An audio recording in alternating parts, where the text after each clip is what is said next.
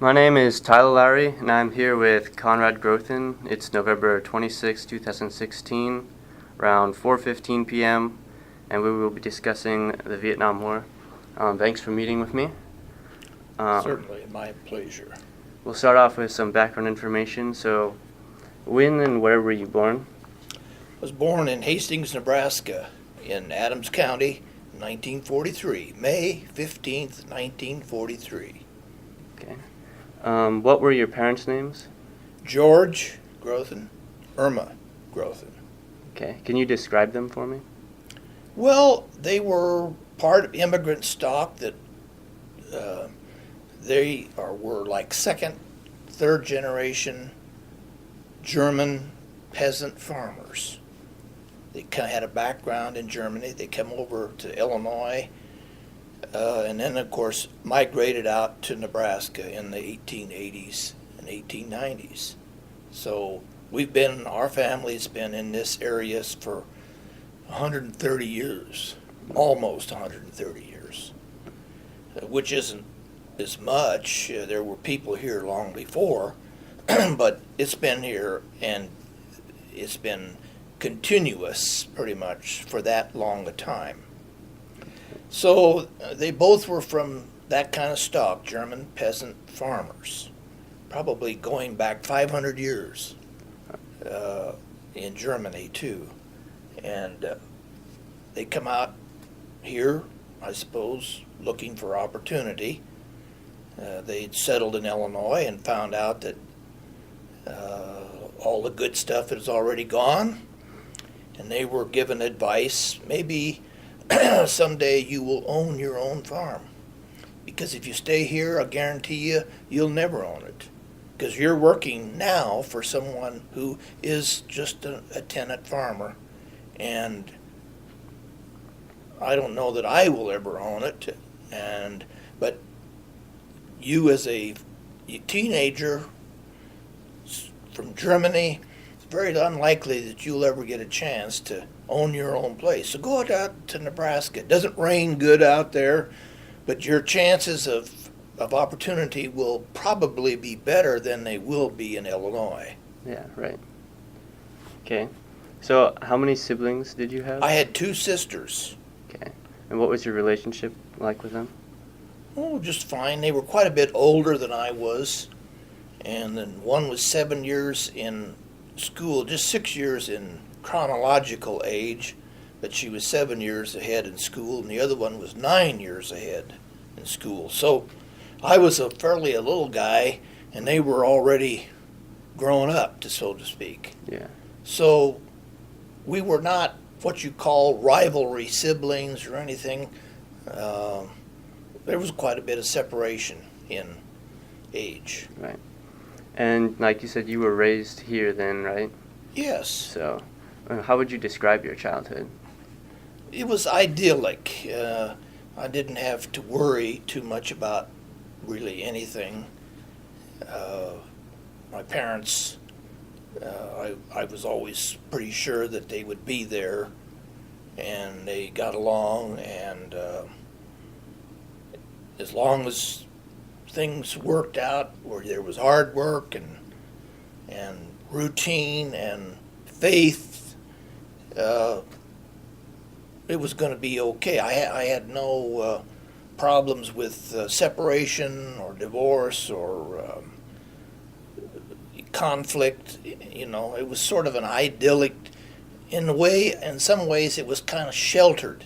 I had a sheltered childhood growing up because I didn't really know all the rough stuff that was going on out in the world. Of course, a lot of my friends were the same way. Yeah. But everybody had a mother and father, and we had plenty to eat. We had a roof over our head, and we were fairly secure in knowing that we would be there in 6 months or a year or 10 years. All we had to know is faith and obedience, I guess, Yeah. discipline. We were all taught that, and so that was the nature of I would say idyllic childhood. Okay. Um, how was you said that you knew you'd have a roof over your head, so like your socioeconomic class when you were growing up, where was that at? Well, we thought we were not wealthy people. We were not really poor. We thought probably we were middle class Yeah. Okay. kids growing up in pretty much a white world, white society. We did not have contact with minority groups or anything like that. Right. So then what kind of education did you receive? Well, I had a public education. And then in college, I had what they call a classical arts background with majors in history, speech, and then minors in, I don't remember exactly everything, economics maybe, and psychology or something like that. Oh, okay. And so how close are you to your family? Well, my family is gone. My sisters are deceased. Mm-hmm. But we were always pretty close, even though they lived a long way away. They were part of that migration of that generation that left for the big city. And but I would say always fairly close, and even to this day, I'm fairly close to their kids, Right. which are my nieces and nephews. You know, so the geography didn't really make that much difference, even though 600, 800 miles apart. So you kept in good contact with them? Yeah, we had good touch because my folks visited them all the time, and Christmas and the holidays and stuff were always put together, and with frequent phone calls and stuff, so there was never any what you call separation to speak of. So then, around what age were you when the war kind of started to take place? The Vietnam War? Yes. I was a student in college, Okay. and I started in the fall of '61, graduated in '65, and the Vietnam War started in like '64 with the Gulf of Tonkin resolution, and it didn't go anywhere for a while. It was pretty slow. And then, of course, in '66 and '7, it started to heat up. Mm-hmm. So I was a student, and I was a student helping my dad farm in the summertime. Mm-hmm. And then I went to college in the fall. At that time, a lot of the farm kids, which I was, rather than you had a fair chance of being drafted into the Army, and that would have been a 2-year stretch. So what a lot of the kids did was they enlisted in what they call the National Guard, and that was like a 6-month training period kind of during the wintertime. Mm-hmm. And then they had to sign up for 6 years of additional service beyond that. So that really didn't disrupt you. To a farm kid, that didn't disrupt them very much because, it was something that they could fit into their schedule. So many young people went with that program, 6 months of active service training, and then 6 years in the Guards. So what did that service entail? Well, you mean the 6 years? Yeah. Well, it required a certain, every summer, period of 2 weeks or 3 weeks of training and traveling and stuff like that. Kind of refresher stuff, review what they learned, and they call it maneuvers, practicing. Basically, that was it. And it was away from home. Now, that was a kind of a impediment. They had to have somebody fill in for them, during that time. It wasn't always ideal because it was in the summer and it was not a real ideal time. Now, I didn't go into that because I was a student. I had what they call a 2S student deferment. Mm-hmm. Kids that were students, that they remain in college, they were not subject to that. Right.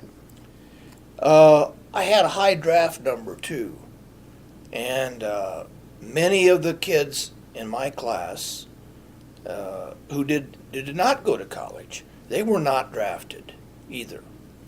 It was students 5, 6, 7 years younger than what we were. They were the ones that really hit the requirements. I mean, that's when they wanted them at that period of time. So many people my age went through this whole process and were never called Okay. because of their age. Apparently they wanted the 19, 20-year-old people, 21-year-old people. They didn't want the 23, 4-year-olds. How did you become aware of the war? Well, simply by, I was always active in listening to the news and newspapers and magazines, and then, of course, the television. They were very, it wasn't muffled. I mean, during World War II, the news was shut out, especially when things were going bad. But in Vietnam, they just blurted it all out all the time. It was a big thing. They had reporters over there. So every night on the TV there was something about it. So it was hard to miss. So, during the Vietnam War, did that affect your lifestyle at all? Since you said you No, didn't it really have to go? didn't. I was a student and I farmed in the summertime, and I continued doing the same thing. And during World War II, people had rationing. They had put their lights out. They had all kinds of. They saved their grease. They were all hyped up to support the war effort. In this particular war, there was none of that. So, personally, I was not affected. I wasn't in the service. I wasn't in the army. The only thing I knew about it is what I heard on the news. How did you get your information? Like, what news did you tune into? Oh, probably I got most of the information on CBS, NBC, ABC, public news, and then the newspapers and magazines, Time Magazine and so forth. How reliable do you think their coverage was? At that time, I think it was pretty reliable. Okay. At that time. What actually ended up being was that as they got farther involved and deeper entrenched in the war, the government developed what they call a credibility gap, meaning that they were lying to the people. And people's faith in government started to go down. During World War II, I think they pretty much believed everything, even though they probably had propaganda too, which they did. They still believed it. Mm-hmm. But this war, because of the news and the way it was covered, and the dissatisfaction with how they conducted the war, it started to erode. And so the government did things that caused a credibility problem. What was your biggest fear during the war? Well, my biggest fear was the social unrest that was here in this country. There were demonstrators, and then there was mixed in with the civil rights movements, and there were riots, and the National Guard had to not only help and assist the war effort for the regular army, but they also had to be called in to keep order in the country. But here again, out in where we lived here, I was totally isolated from that. I wasn't near a big city or a big university. So I did not personally experience that type of thing. So you weren't part of the protests or anything? No, I was not. Just wasn't affected by it at all. Kent State, you heard of that? Yeah. That was a big thing, where people become really unhappy about the way things were moving, and so students were riled up, and it was not good. It created a lot of anxiety and difficulty for those students. They were sort of children of the '60s, and they were had grown up kind of spoiled, and so then they got into, sounds familiar to today, doesn't it? Mm-hmm. There's problems very much like that today, but they rebelled and protested, and primarily around the universities and so forth. But out here in the hinterland, at schools that I had contact with, like Hastings College, there was some unrest. There were some people that were against it, but it was so minor. They might have a campus group that would speak, hold a forum or something like that, and they'd invite a speaker who was against the war or for it. And so it wasn't it wasn't real impressionable on me as a young person. I know some of the National Guard people say, well, I'm either going to get a college student or some minority group. I'll either get in have to shoot one or the other this summer. Well, gee, that was kind of a bad choice, you know. Mm-hmm. But that's what they felt. They felt sort of,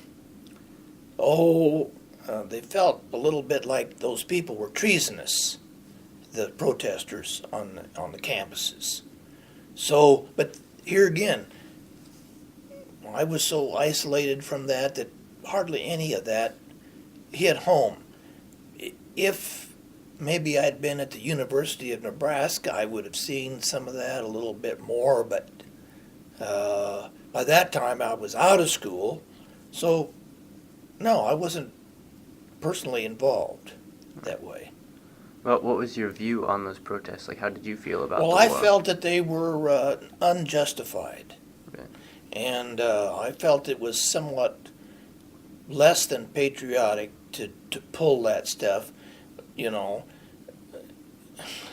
As the years went by, I probably changed my mind a little bit, but at the time I felt it was unjustified. And then I was, the other issue at the time was the civil rights movement, and that compounded the situation. That made it, that turbocharged everything between the two things.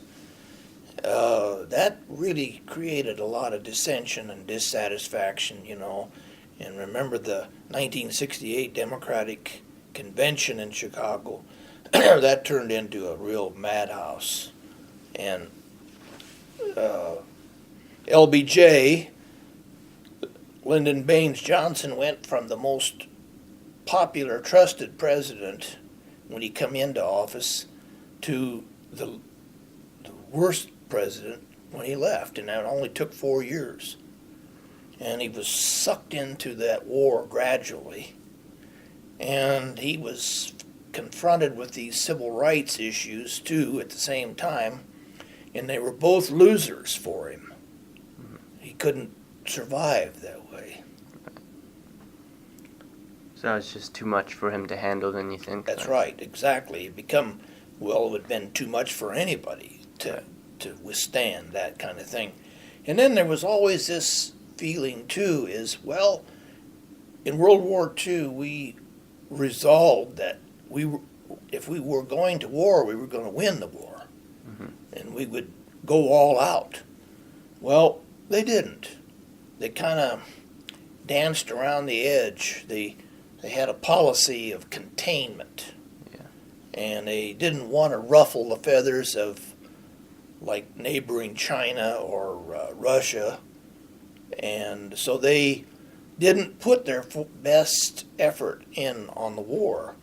The military found out that they had some deficiencies. Their aircraft were designed to go after Russian bombers, and they had trouble handling the MiGs over North Korea because it required dogfighting, and our planes weren't really equipped for that. Eventually they got to be that way, but it took the experience of the war to actually find that out. And then it seemed like we operated like with one hand behind our back. We didn't really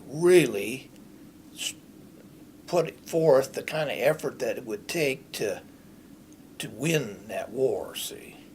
Mhm. See, the country was paranoid in the sense that it was kind of at the height of the Cold War, peaking, and they were worried about the communist system defeating capitalism. Mhm. And we were worried that other countries, if their economic system didn't go well, they would fall into the trap of turning communist.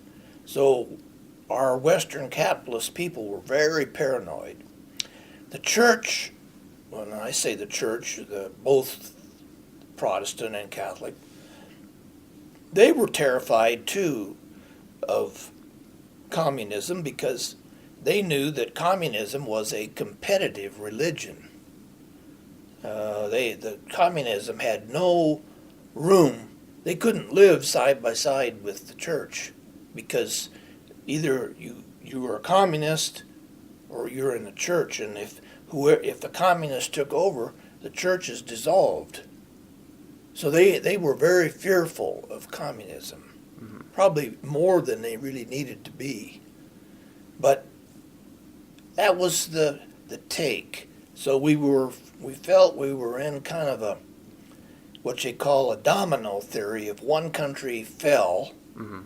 then first thing you know, another one would fall, and then another one would fall, and the whole thing would come down around us. And so we were somewhat paranoid about the power of communism.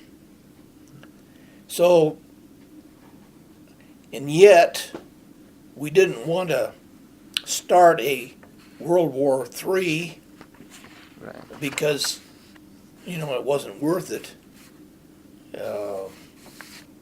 Vietnam, the whole country isn't worth hardly anything.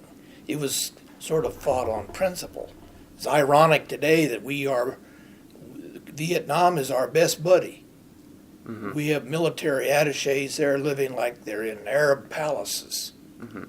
And our government is intertwined with the Vietnamese communists like we're the best of friends. Yeah. But at the time, we were bitter enemies. Mhm. And so between that and then the civil rights business and so forth, it was a very unnerving time for our government and a lot of people. But where we lived, because we're a low population area, and our interests were in agriculture, didn't really hit home to us that much. The only time it hit home is if one of our sons come home in a box, Right. because there was enough of them, people, that we had quite a few casualties, and that's what hit home, Mhm. big time.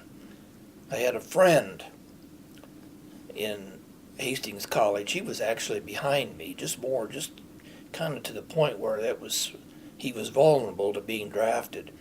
But he was a student at Hastings College, but he had difficulty keeping up. And he went into his counselor, and they decided, well, maybe college isn't really for you. So he enlisted in the Navy, or the Marines. And within 3 months, he was dead. His gunboat took a hit in Vietnam that quick. And so that was the son of one of the more prominent ministers in Hastings at the time. So when that happens, then it hits home a little more. Yeah. And so as that stuff kind of happened, did your view kind of shift on the war as it progressed? Well, people become, I think, more dissatisfied with the war. They thought, well, what is our country doing, or what is our government doing? Why can't we win? We had just won World War II convincingly, two of the most powerful empires that ever were on Earth, and we took them down. And now this country, this Vietnam, backed up a little bit by China, in hand-to-hand combat. Why didn't we use our military power wisely to stop it, and come to some peace agreement? But it just kept getting, it seemed like we kept getting in worse. And then the Tet Offensive in '68 was kind of the straw that broke the camel's back, because at that point we realized that we weren't getting the job done. And of course, Vietnam was old French Indochina, and the French had failed, and we were backing a government that was sort of corrupt, South Vietnam. And so we had a real uphill battle in terms of credibility to make that work. And our military didn't give us, clear direction. But the military says, well, we can't because our hands are tied behind our back, or we've got one arm because of our politicians. So you got the blame game going on. Mm-hmm. One blamed the other and so forth. So it become, as time went on, people become very weary of the war because of the casualties and the cost. And then, of course, the troops, when they come back, some of them, you've heard of the famous Lieutenant Calley. Our troops went through one of the worst, even worse in World War II almost, if that could be possible, which I don't know if it was, but on a personal basis, there were some atrocities that occurred at the hands of the Americans. Mm-hmm. You've heard of the Lieutenant Calley incident, and he was guilty, but on the other hand, they were dealing with a situation where small children had a grenade or a bomb on them, and they would come up. If the Americans were going to give these kids candy or something like that, they'd come up and blow them up. What do you do in a situation? Do you blow that kid out of the water or cut him down? These people in the village, you didn't know whether they were friend or foe. Mm-hmm. So they just started mowing them down no matter who they were. They figured if they're dead, there won't be a problem. And so we got sort of a bad reputation. Mm-hmm. Soldiers come back. There were some ugly things said about them and so forth. They were not heroes that right. Come back. And then along with that, there were a lot of casualties and bodies that were maimed and broken up, and we're still dealing with that today with our veterans. A lot of those people were casualties of war. They've never recovered from it. Mm-hmm. They've had this shock and whatever. It was the ugly thing about it was all sort of like hand-to-hand combat, face-to-face in the jungle. Mm-hmm. And all sorts of experiments were tried, that they sprayed this jungle with foliar spray, Agent Orange. Mm-hmm. And the idea was that they were going to clear the jungle and burn it down or something like that. And then in that kind of an area, then our superior military preponderance could win.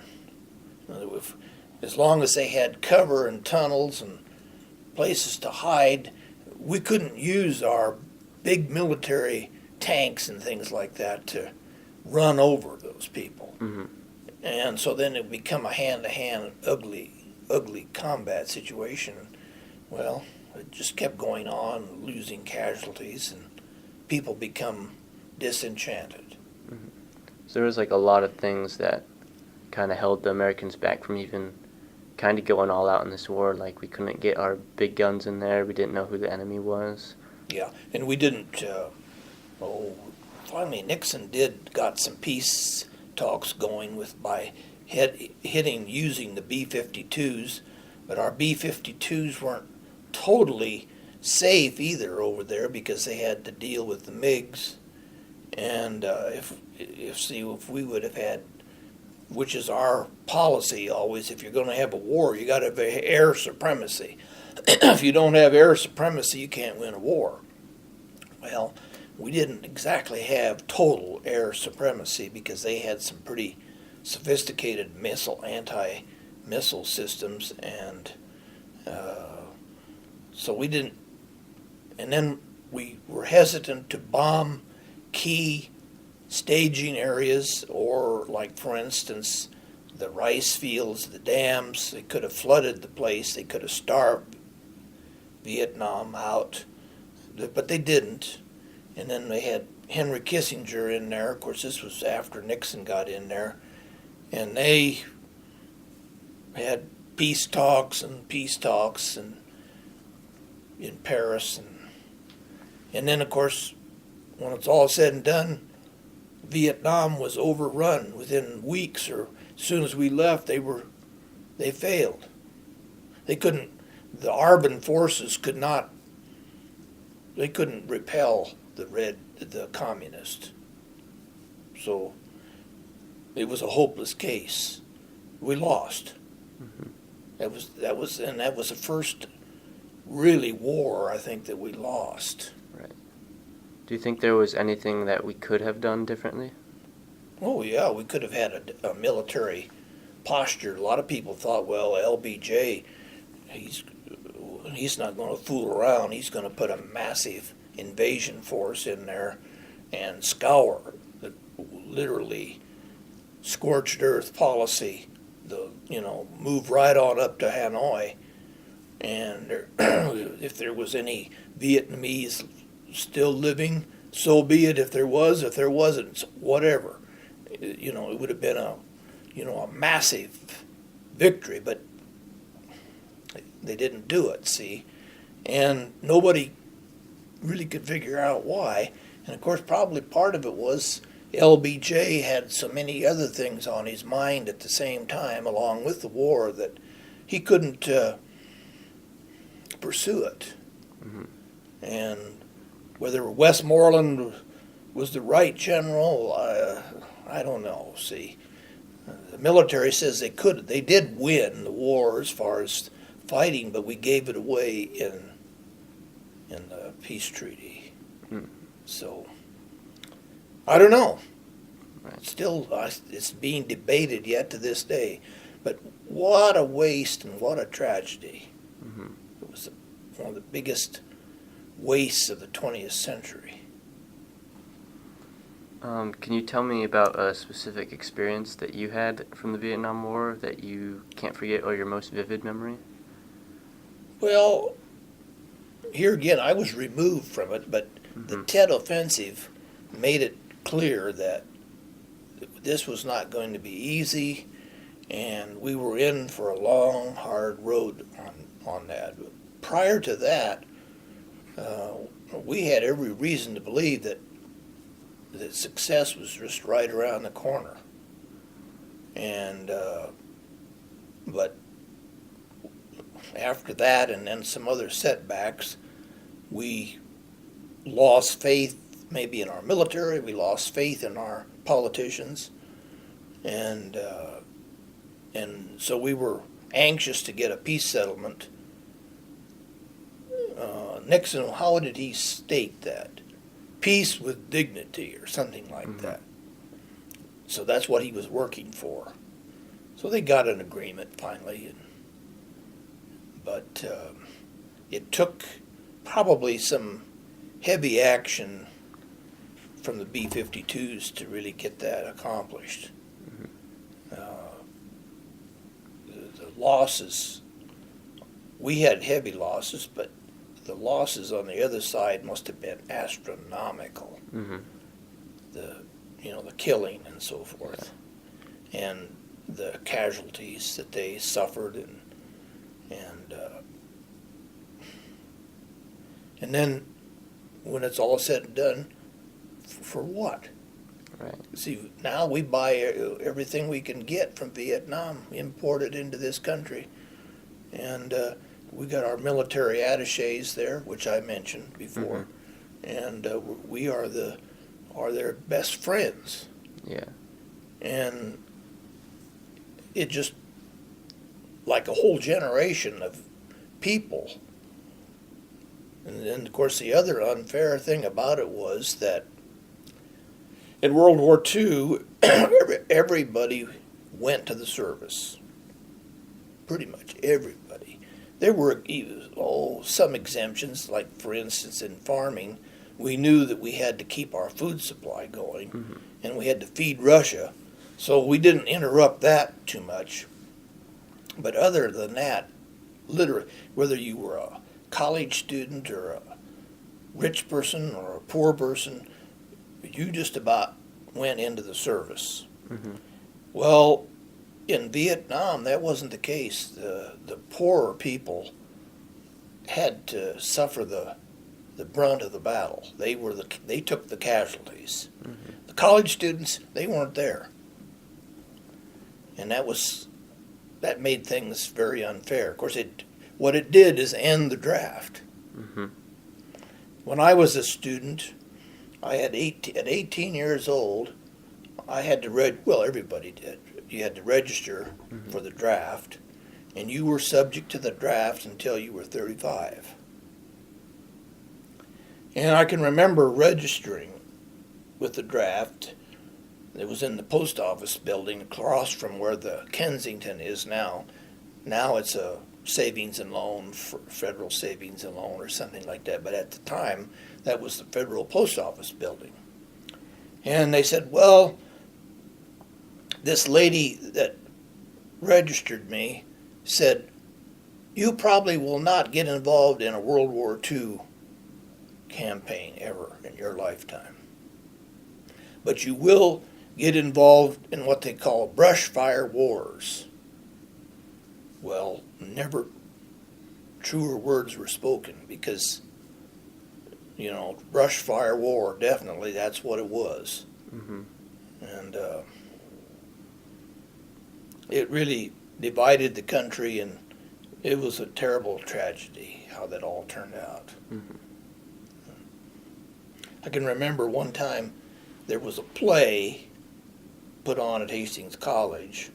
It was a spoof. It was a satirical play about the Johnson administration, and then they had the various people in there like McNamara and Secretary of Defense, and they had LBJ, but they were treated in a very satirical way, It was amazing that they actually allowed it to be put on. I can remember one time they had a debate at the college campus. They had students that were opposed to the war, and they had somebody representing them. I can't remember his name. And on the other side, they had Reverend William Goldbeck. And he supported the war, and of course he says, the reason that I support our government is the fact that he represented Jesus Christ on this earth. And anything that was opposed to that, he was an enemy of. Mm-hmm. And communism, of course, naturally was opposed to that. And of course, that's why he says, in my own conscience, I have to support the war effort, even though there's things going on that are not very good. I remember him saying that. Yeah. Reverend William Goldbeck, the founder of what they call the Samaritan Village today. Mm-hmm. You've heard of Goldbeck Towers, and he was a prominent American Lutheran pastor, and he was a sort of a humanitarian, and he was what they call a pastor that he was a builder, we'll put it that way. He built great things for the church. Mm-hmm. So that's an example of someone who spoke in favor of it, because he says, I take my orders from Jesus Christ, and here I stand, and I won't back down from it. Mm-hmm. Of course, the other side had their position too, So in the later years of the war, was it kind of hard to pick a side to stand on, like for or against, because it was was it a little gray? I think as time went on, everybody became opposed to the war. Right. And they were ready for it to get over with. Mm-hmm. They had high hopes of winning at first. And the government kind of bore that out, saying that they could win, Mm-hmm. which they probably could have if they would have wanted to, but they didn't. And that's what happened. Mm-hmm. And then, of course, to compound that was that the Nixon era, the Watergate era, Mm-hmm. come about. That didn't help matters either. Mm-hmm. So government took a real beating during that period, their credibility. And so then they never had another war again until the Gulf War. Mm-hmm. It was another 15 years or so, 16 years. And they handled that entirely different. They didn't let the news media, they didn't include them, and they followed what they called the Powell Doctrine. It said you get a force big enough and you get your ducks in a row and you win it. And you win it quickly. And you don't drag it out, and it's over. And that's what happened. Of course, it didn't take another 10 years, and they fouled that up, with the Iraq War. But then, they lost the draft, so now we have a volunteer army, and a lot of people say that's not good because there's only just a few people involved in military operations. It isn't widespread. The public doesn't really know too much about what's going on in the military. It's only things that they read. And so this volunteer army is, they say, well, it's just a bunch of mercenaries. But that's the way it is. So that the Vietnam War changed that, where you don't have what they call a universal draft. Mm-hmm. So you said when the soldiers came home, they weren't heroes. And that they had problems still. Like, did they get proper care when they got back? Or? Probably not. No. No, they didn't. They got some care, but the VA was overwhelmed, much like it is today. They say that our budgets, 40, 50, 60% of all our budgets for government goes to pay for present wars and past wars. and it's a tremendous thing. And so, yeah, our veterans have suffered. That's why we have a lot of, they talk about homeless Vietnam veterans today. Only those guys are in their 60s and 70s now. Mm-hmm.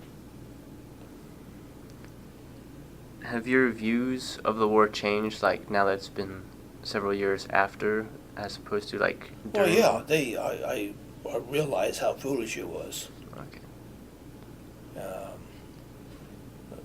We didn't, it was just something for the military-industrial complex to make money on, I guess. And just think of all the waste that we've had in the country because of that war and military spending and space race, war on poverty. No wonder we have so much debt today, because we went head over heels trying to do stuff back in those years without any limitation on money. NASA wanted something, they got it. And a lot of that stems back to the Vietnam War. That war was a terrible wasted treasure, and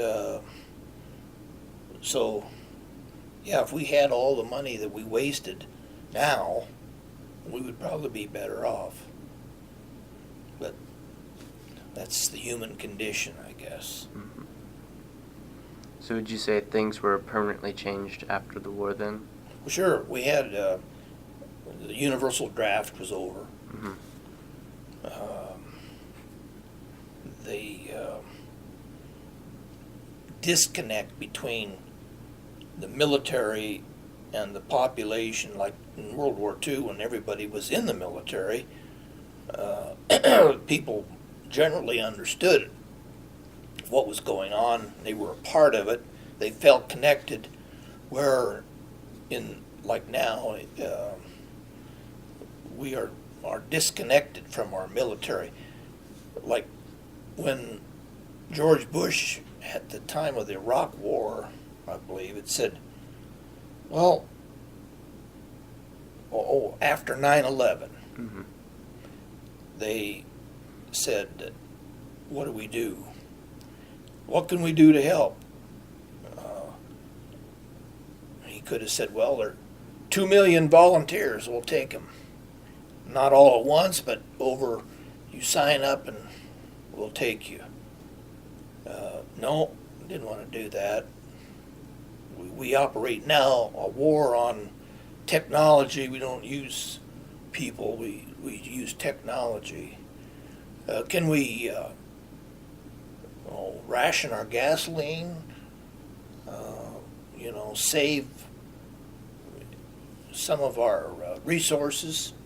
No, go out and spend as much money as you can to boost up the economy. Well, those were mixed messages. In World War II, everybody, even the school children, bought savings bonds, little stamps, and they had ration books, and they saved grease, and they had they saved scrap iron, and they sold war bonds, and everybody felt like they were doing something. Mm-hmm.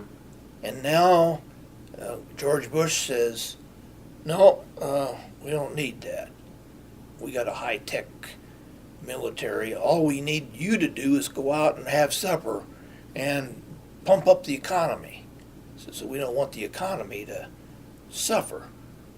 And so the people then, as a result, I don't think have the connection to the policy of the country. They're removed from it. They don't know what to expect. They don't know who their enemy is, or they don't know what's going on. They don't know whether their country, the country is, who knows really what's going, do the politicians themselves know what's going on in the Middle East? You don't know who your enemy is. All you know is that just keep sending money, because we're always doing something, Mhm. you know, with high tech something, and we don't know who our enemy is anymore. Right. It could be right here. The enemy can blow us up right at home.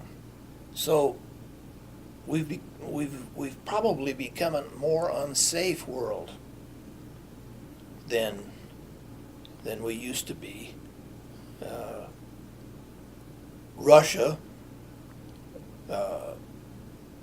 you know, we didn't want to admit it, but they were probably just as well balanced as we were.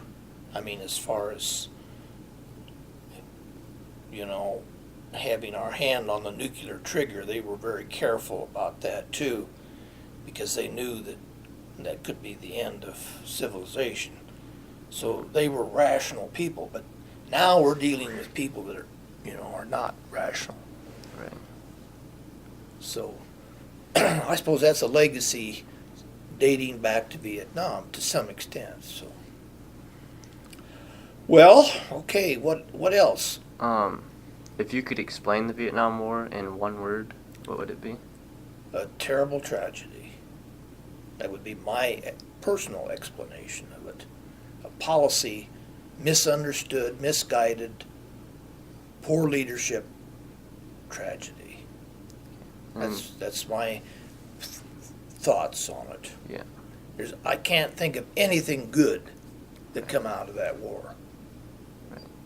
And then lastly, what lessons did you learn that you'd want others to remember about this time in history? Well, the thing of it is, what we have to be aware of is that we can't trust our leadership anymore, the politicians, you know, because they're kind of bought and paid for, and have been at least. Mm-hmm. And just gotten worse, you know, the influence of money in government and policy, and that's about it. All right. Well, thank you for talking with me about this. This concludes then the interview. Yes, this concludes the interview. Okay, well then, how long did we do it? Let's see. About 52 minutes. 52 minutes. Well, that was about right, wasn't it? Yep.